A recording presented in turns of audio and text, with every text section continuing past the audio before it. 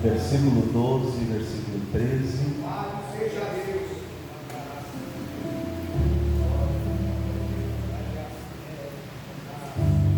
Aleluia. Glória a Deus. Diz assim a palavra de Deus: voltei-me para ver quem falava comigo, e voltado vi 7 candeeiros de ouro, e no meio dos candeeiros semelhante ao filho de homem, com vestes talares e cingido à altura do peito, com uma cinta de ouro. Amém? Vamos orar em nome de Jesus. Nós vamos meditar um pouco na palavra de Deus. Eu não vou ser prolixo, vou ser o mais sucinto possível, mas eu quero transmitir algo do coração de Deus ao coração dos irmãos. Então eu vou pedir a sua atenção, pedir a você que não ande, não converse, para que você possa entender o meu raciocínio à luz da palavra de Deus. Amém, amados? Então vamos orar. Senhor Deus, em nome de Jesus, nós te damos graças pela oportunidade de estarmos na sua casa. E eu quero pedir que o Senhor fale conosco, por através da sua palavra. Nos encha do poder do teu Espírito, nos encha da tua graça, nos dê sabedoria, edifique o nosso coração por meio da sua palavra. Que toda glória, toda honra seja dada exclusivamente a ti, em nome de Jesus. Amém. Pode assentar-se.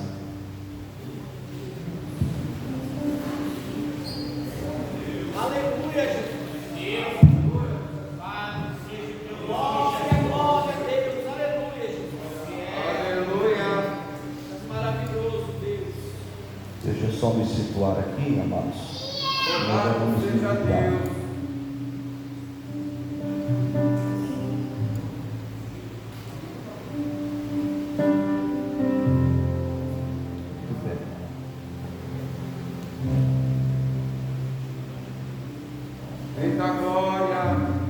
Eu quero meditar com vocês hoje o seguinte tema: igreja, castiçal de Deus, ou mesmo que candeeiro de Deus, que é a mesma coisa. Possivelmente a maioria das traduções dos irmãos esteja castiçal ao invés de candeeiro. Hoje Deus falou no meu coração com relação a esta palavra. A carta do Apocalipse não é uma prerrogativa apenas de lições escatológicas, ou seja, coisas que irão acontecer em um futuro muito próximo, mas a carta ao Apocalipse, ou a carta escrita às igrejas da Ásia, porque é nesse caminho que eu quero caminhar com vocês hoje, ela é uma carta que abrange muitas ideias. E quando João, conhecido também como o apóstolo do amor, um dos discípulos mais próximos de Jesus, porque João era o único discípulo que desfrutava de tanta intimidade com Jesus a ponto de declinar a sua cabeça no ombro de Jesus. A palavra ombro, o texto do grego, na Septuaginta, é ombros, que dá a ideia de companheirismo. E quando João começa a relatar o Apocalipse, uma das coisas que ele destaca é exatamente essa sua postura de companheirismo na aflição. Porque João nunca teve dúvidas com relação ao ministério messiânico de Jesus. E João era um discípulo amado, que colocava a sua cabeça no ombro de Jesus, e o discípulo que recebeu as maiores revelações apocalípticas da Bíblia Sagrada. O único apóstolo também que não foi martirizado como os demais apóstolos. Todos os demais apóstolos tiveram uma morte cruel, horrenda, hostil. Porém, João foi um discípulo que avançou em dias, morreu nas suas cãs brancas. Muitos dos apóstolos perderam a sua vida da pior forma possível, mas João foi o homem que Deus resolveu conservá-lo.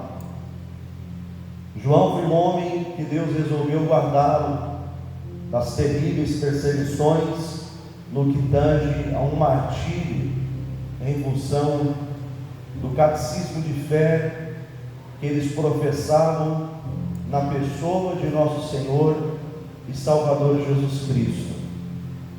Mas quando João chega na sua velhice, João é perseguido, não ao ponto de morrer, mas ele é levado para uma ilha chamada Patmos.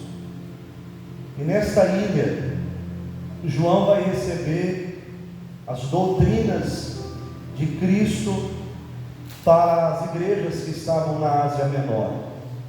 Digo doutrina porque os irmãos conhecem a Bíblia e sabem que há na Bíblia duas alianças. A primeira aliança, que é conhecida como a Velha Aliança, tem 39 livros, nos 66 livros que há na Bíblia. A segunda aliança é a Nova Aliança, conhecida como o Novo Testamento, que possui 27 livros canônicos. A parte dessa segunda aliança, que é conhecida como aliança do Novo Testamento, que tem 27 livros, está dividida em 4 partes. A primeira parte é conhecida como biográfica, aonde Mateus, Marcos e Lucas e João vão falar a respeito da vida de Jesus. A segunda parte é conhecida como a parte histórica, que é o livro de Atos dos Apóstolos, aonde os apóstolos, influenciados pelo poder do Espírito Santo, abrangem caminhos, faz com que o amor de Cristo chegasse ao conhecimento até mesmo de bárbaros e gregos, sem distinção de homens. O amor de Cristo é conhecido por todos os homens. A terceira parte é conhecida como parte doutrinária, e a última parte, que abrange da doutrinária para a lição profética, que é a parte que João tem o privilégio de escrever, que é a carta do Apocalipse. E João, quando começa a escrever a carta do Apocalipse, antes de dar qualquer revelação, como revelação sobre o arrebatamento, que são os pontos textuais da escatologia mais conhecida do povo pentecostal, como por exemplo, grande tribulação, segunda vinda de Cristo, bodas do Cordeiro, tribunal de Cristo, são aquilo que para nós é mais textual no nosso cotidiano, nesse mais de 100 anos de história de Assembleia de Deus. Mas João não começa por esses pontos. João começa a falar a respeito de uma tratativa de Cristo com as 7 igrejas que estavam na Ásia Menor. algo específico de Deus através de Cristo, quando Cristo se manifesta a João na ilha conhecida como ilha chamada de Patmos, para que João escrevesse um tratamento de Deus espiritual com essas igrejas que estavam distribuídas na Ásia Menor. Fiz algumas anotações, passando algum período hoje da tarde estudando.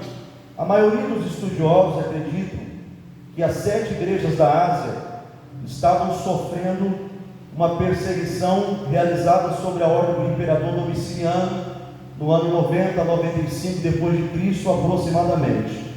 Neste período, as autoridades romanas prendem João na sua velhice, como disse, repito, para que João estivesse exilado nessa ilha na costa da Ásia, chamada Ilha de Patmos.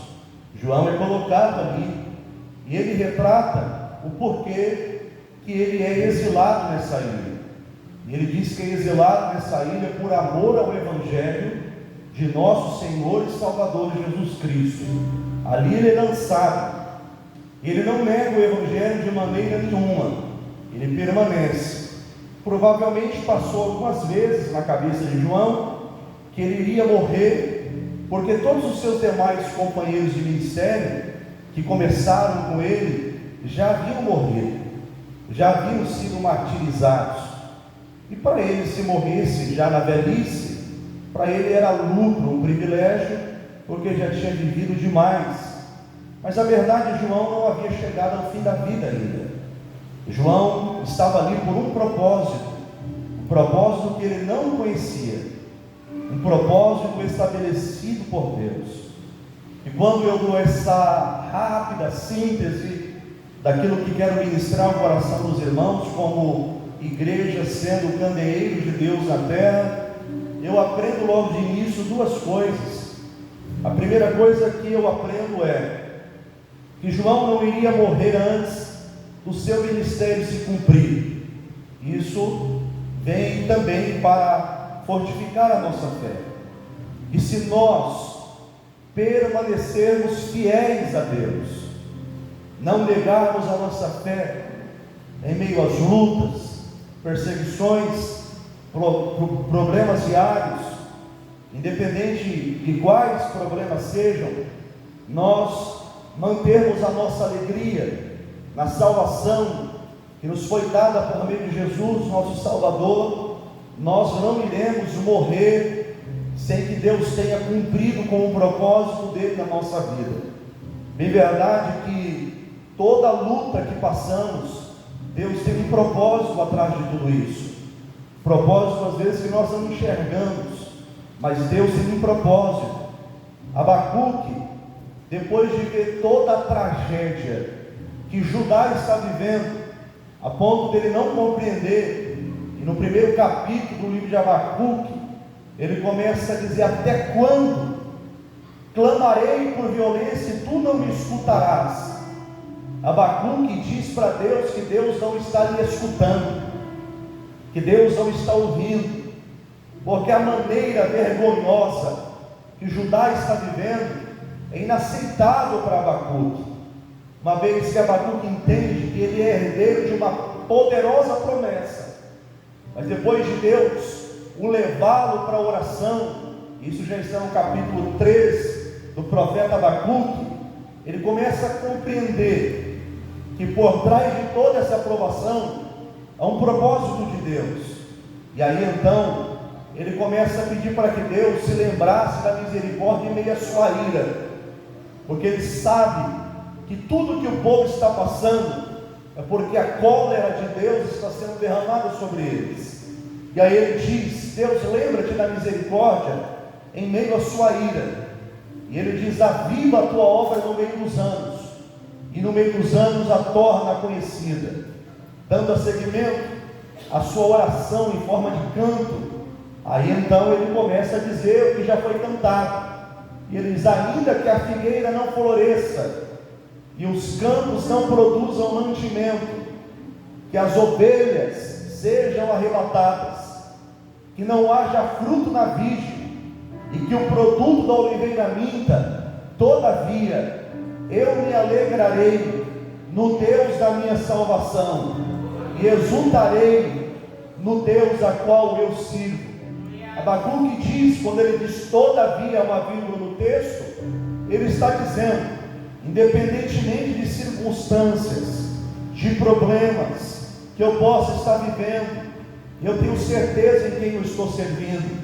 Então ele diz, todavia, independente das provações, eu me alegro no Senhor, eu exulto no Deus da minha salvação.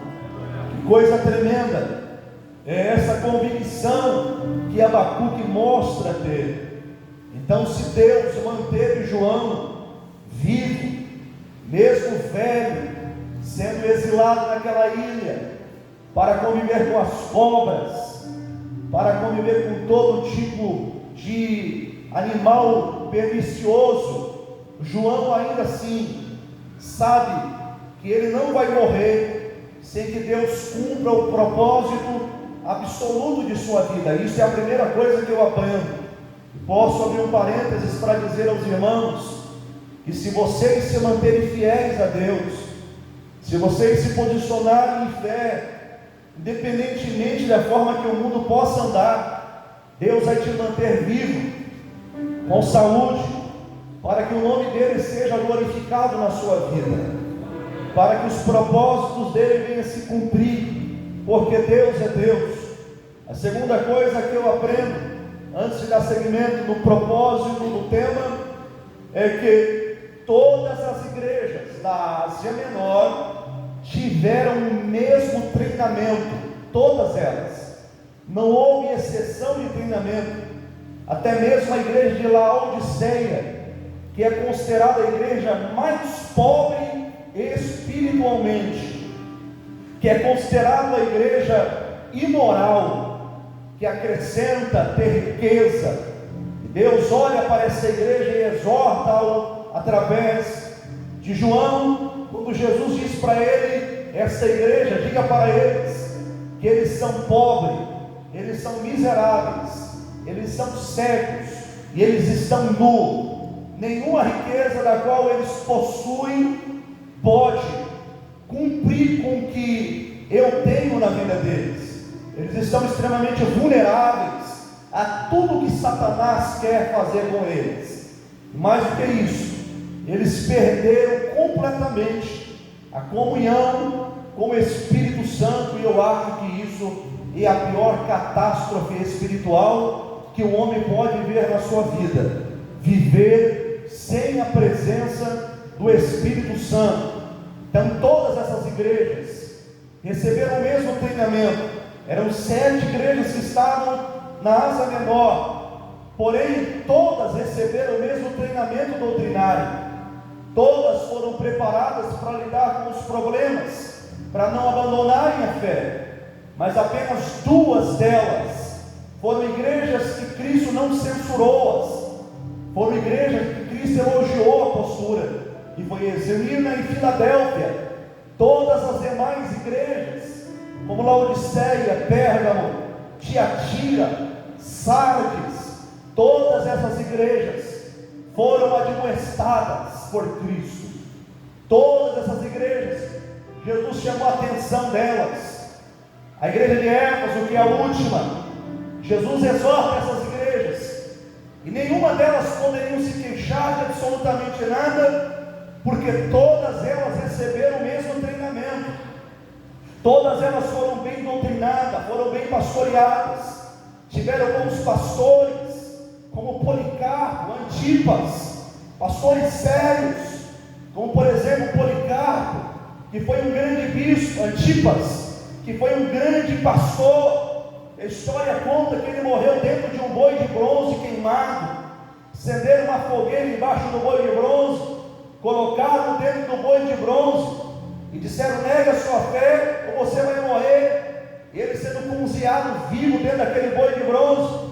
E a história diz que Antipas começa a cantar na sua vida até a morte. Quando ele não tem mais palavras devido às dores que está sentindo físicas para verbalizar, ele começa a gemer, mas ele não para de cantar. Foram homens dedicados a Sagradas Escrituras, que ensinaram aquelas igrejas a amarem a Cristo acima de qualquer coisa, mas essas igrejas se perderam, deixaram de enxergar os céus como foco.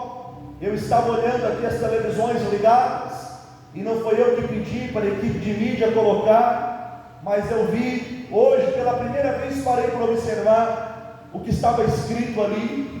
Poderia ter uma foto, de repente, um outdoor mais interessante, dentro daquilo que hoje a mídia espera, e de repente isso chamaria mais atenção, mas o que estava escrito nas televisões que são projetadas através do notebook lá em cima pela Érica é: mantenha o foco em Jesus. Isso deve ser o norte do cristão, nunca deixar de olhar para Cristo, olhar sempre para Ele, independente de qualquer coisa que venhamos passar. E essas igrejas, eles deixaram de olhar para Cristo e se tornaram imorais, negociaram a fé, ficaram fragilizados espiritualmente, mas eles não poderiam se queixar. A Bíblia diz assim: do que se queixa o homem, senão dos seus próprios pecados, porque naquele grande dia, ninguém vai poder se apresentar como inocente quando era culpado, e nem o culpado vai ser inocente. Naquele grande dia, não tem grande, não tem pequeno. Naquele grande dia não tem rico, não tem pobre. Naquele grande dia não tem negro, não tem branco. Naquele grande dia nós estaremos, melhor dizendo, igualados diante de Deus. E aqueles que foram fiéis até o fim, esses herdarão a vida eterna. Todos os demais serão lançados no lago de fogo eterno, que foi preparado para o diabo e os seus anjos. Mas aqueles que foram fiéis a Cristo irão entrar, irão louvar a Deus eternamente. Então nós recebemos o treinamento que precisamos.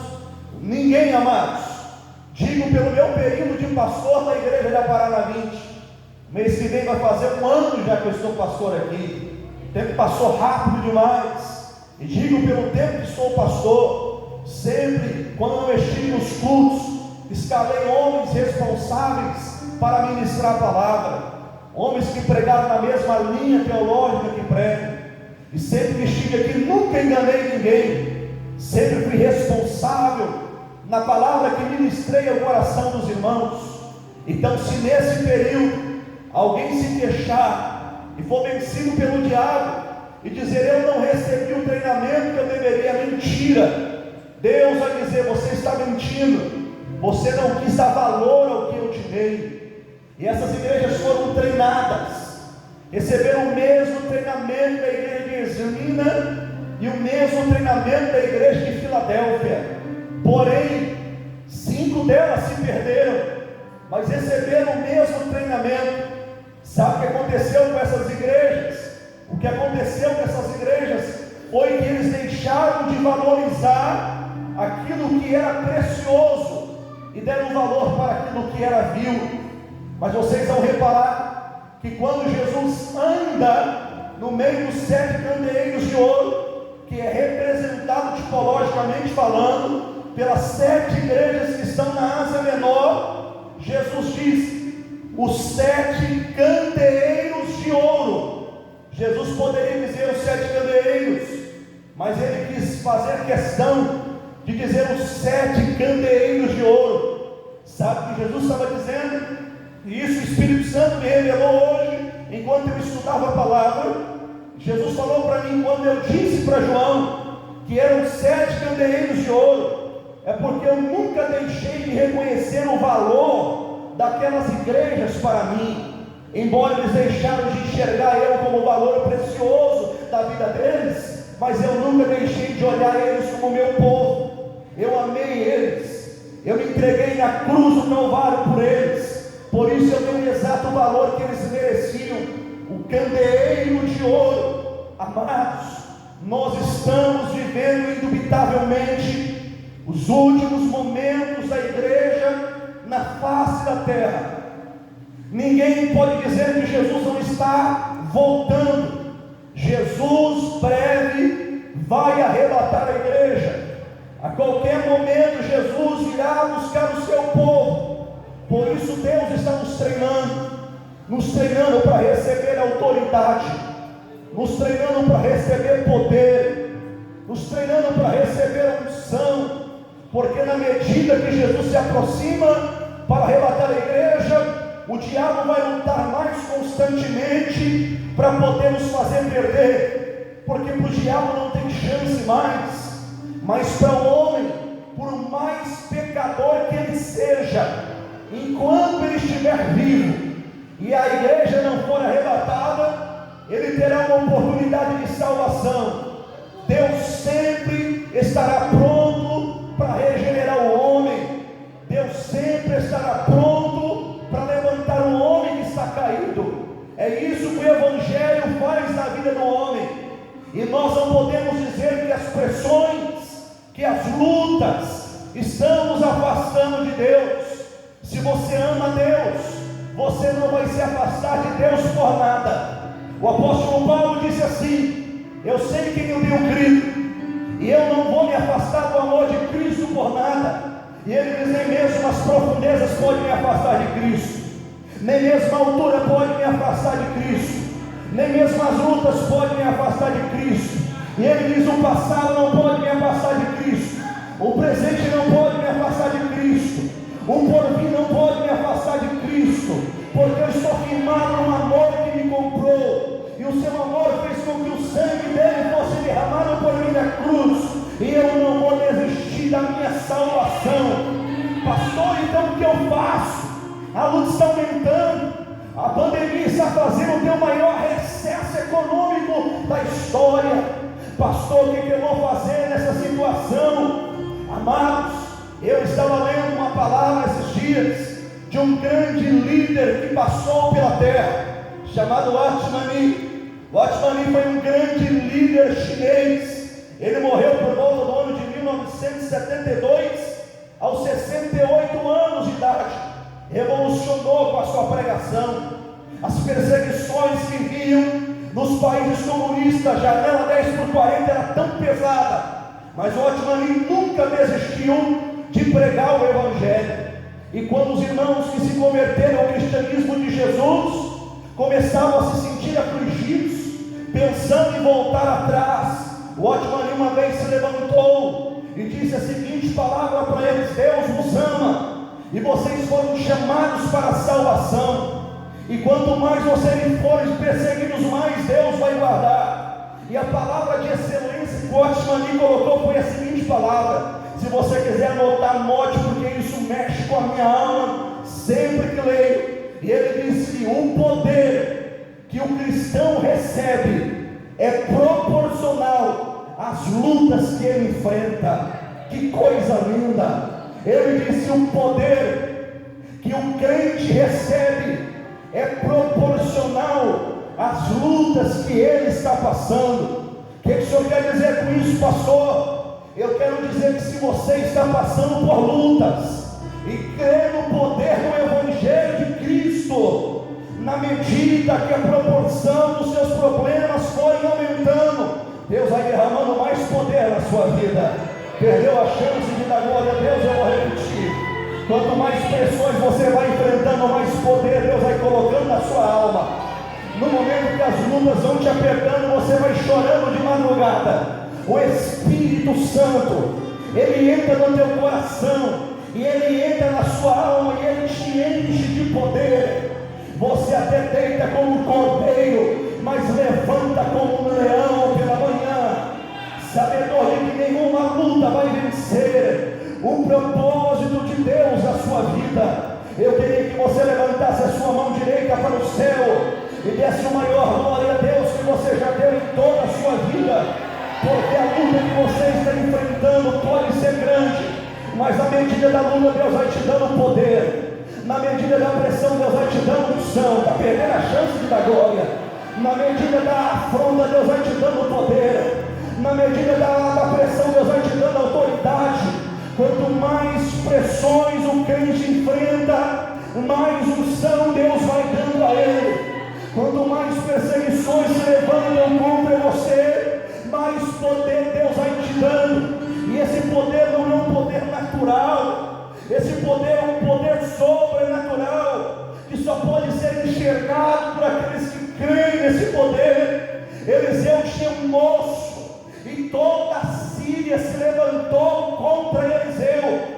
Vieram cavalo de tudo que era lado, e aquele menino que andava com Eliseu disse: meu Senhor, o que será de nós? Olha o tamanho do exército que vem contra nós. Eliseu confiava no poder de Deus.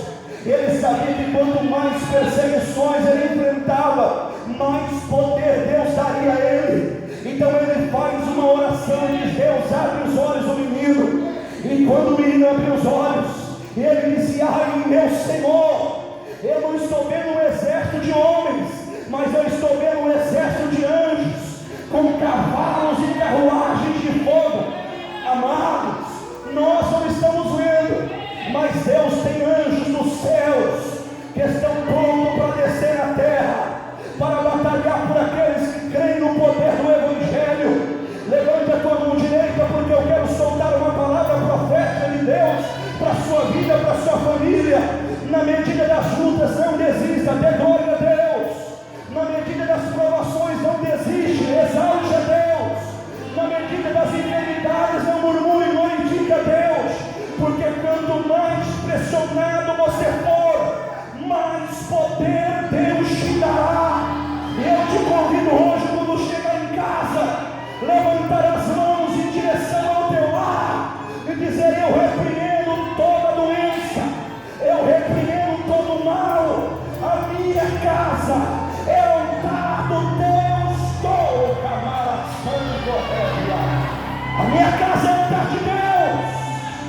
Deus aqui habita, e eu não vou desistir da minha fé, porque creio no poder do Evangelho de Cristo.